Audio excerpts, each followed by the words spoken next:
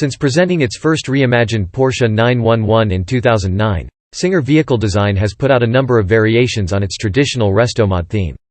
First came the Targa and its all-wheel drive option in 2014, followed by the track-oriented DLS in 2018 and the rally-inspired Axe last year. Singer's latest creation is the Turbo Study, which is inspired by maybe the most iconic 911 of them all, the 1975 930 Turbo.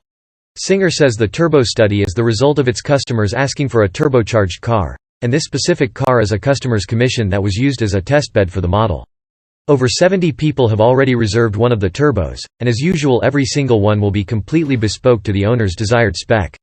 As with Singer's other cars, while the Turbo Study may look like the 930 Turbo, it's actually based on a regular, newer 964 Generation 911.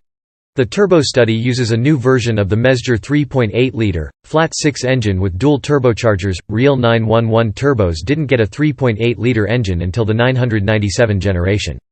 It has electric wastegates and air-to-water intercoolers, and Singer says it puts out 450 horsepower with the option to boost that even further. A 6-speed manual transmission is the only option, but Singer says the Turbo will be available with either rear or all-wheel drive. While the Turbo Study's powertrain was tuned more for high-speed grand touring and road trip comfort, a sport exhaust and more performance-oriented chassis setup will be offered.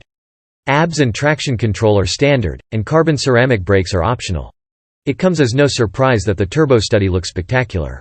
Its carbon fiber body is finished in wolf blue, and the design remains true to the 930 Turbo with some seriously nice modern updates. The classic impact bumper look is retained, with the Turbo Study's front end getting a prominent lip splitter, slim corner lights and a new lower intake, while the rear has a full-width light bar and integrated exhaust tips. A whale tail rear spoiler is present, and the flared fenders house super deep Fuchs-style 18-inch wheels. My favorite design detail are the side intakes, which are cleanly integrated into a piece of trim that echoes the original car's stone guards.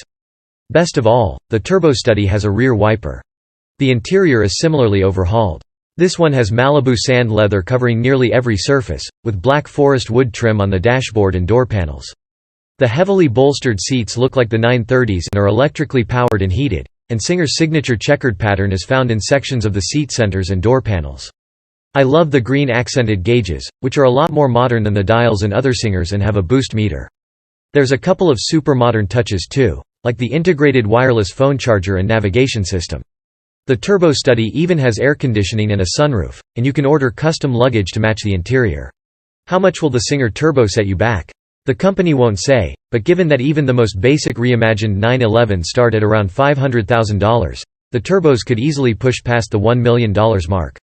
The Turbo Study will make its public debut at the Goodwood Festival of Speed in June, before heading to Monterey Car Week in August.